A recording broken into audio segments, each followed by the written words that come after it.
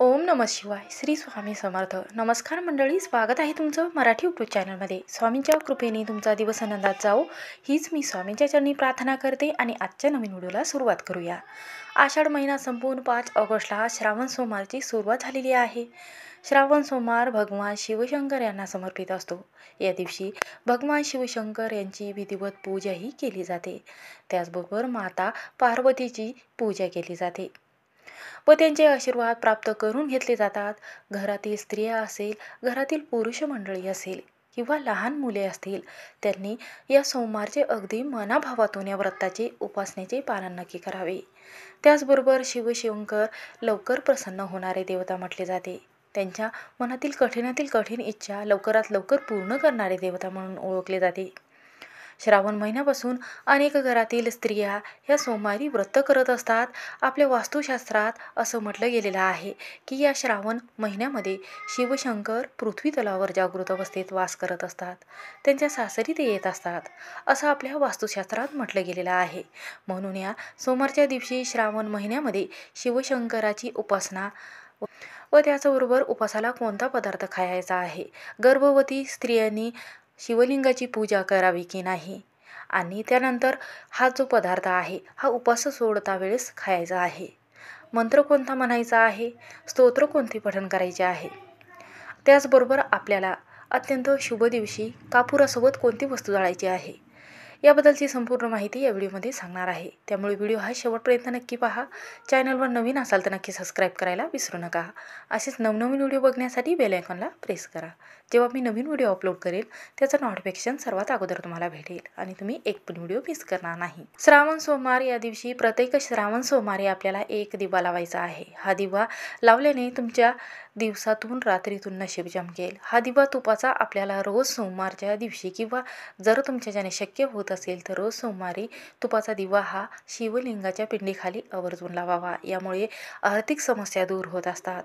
त्याचबरोबर बेलपत्र 108 अर्पण करू शकता किंवा 5 किंवा 21 अर्पण करू शकता. उत्तर दिशेला उभे राहून आपल्याला हे बेलपत्र अर्पण करायचं आहे.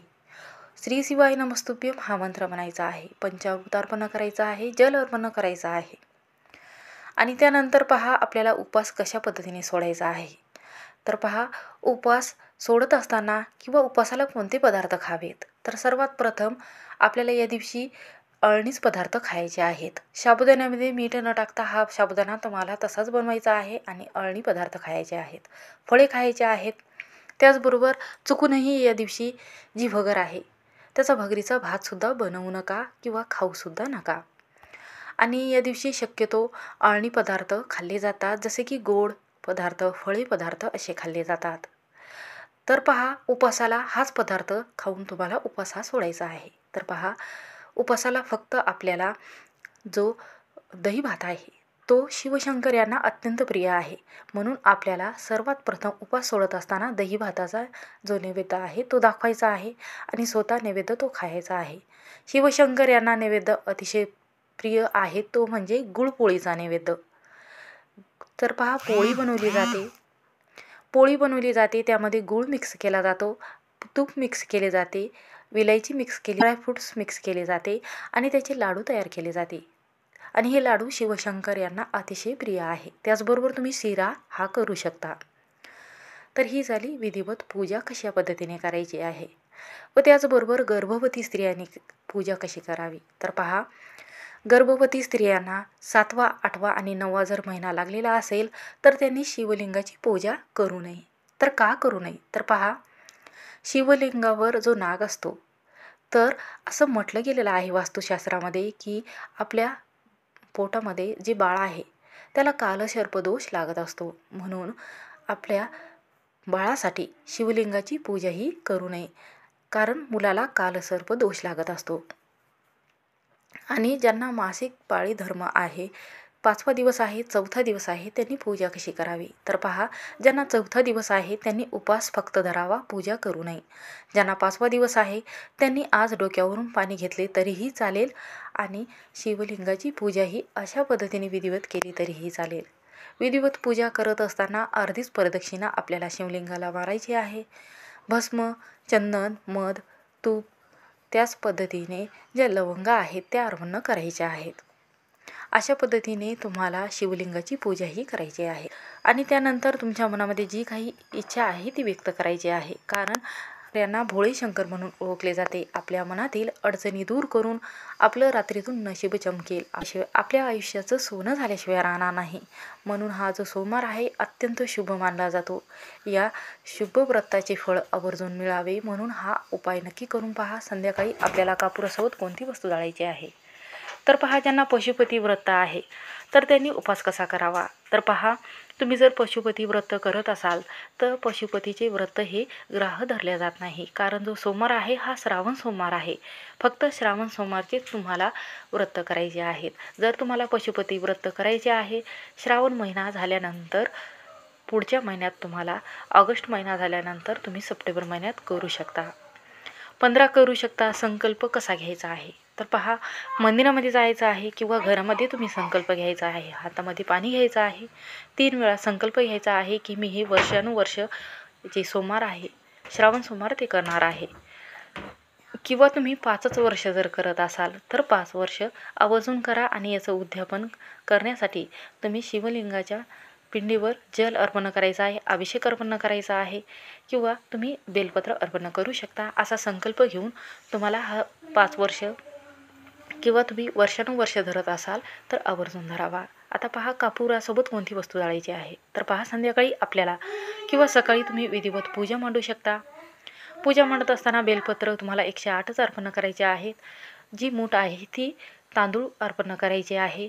अगरबत्ती, तुपाचा दिवा, दूध आणि तुम्हाला 2 दिवे लावायचे आहे. एक तुपाचा आणि एक देवाजवळ तेलाचा दिवा लावायचा आहे. आणि त्यानंतर विधिवत पूजा झाल्यानंतर अगरबत्ती धूप ओवाळायची आहे. त्यानंतर आपल्याला भीमसेन कापुराच्या वड्या 5 घ्यायच्या आहे. तुम्ही साधी प्लेट घेऊ शकता किंवा तुमच्याकडे जर मातीची पंती असेल तर ती तुम्ही घेऊ शकता. त्यानंतर त्यामध्ये आपल्याला 5 भीमसेन कापुराच्या वड्या घ्यायच्या आहेत. 2 तमालपत्रे घ्यायचे आहेत. 2 लवंग, 2 वेलची घ्यायच्या आहेत.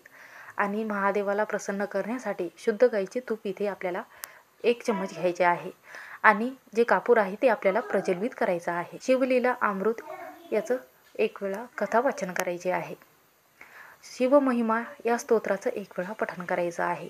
श्री शिवाय नमस्तुभ्यम हा मंत्र 11 वेळा म्हणू शकता किंवा 1 वेळा म्हणू शकता.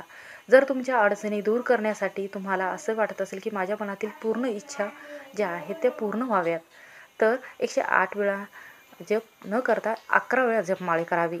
मनातील सर्व इच्छा लवकर पूर्ण होत असतात. कारण जितकी सेवा शिवशंकराची केली जाते तितके तुमच्या आयुष्यातल्या अडचणी दूर होतात.